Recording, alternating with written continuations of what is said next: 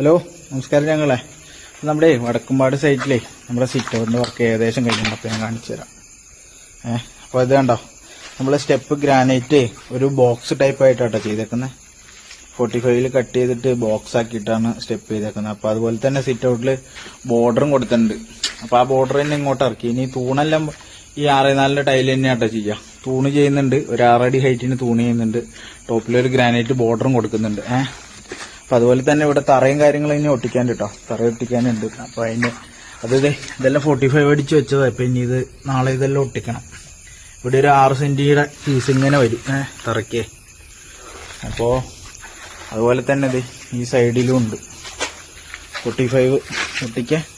ഇവിടെ ഇങ്ങനെ വരും, അതിന് തറേന്റെ ടൈലും വരും കേട്ടോ.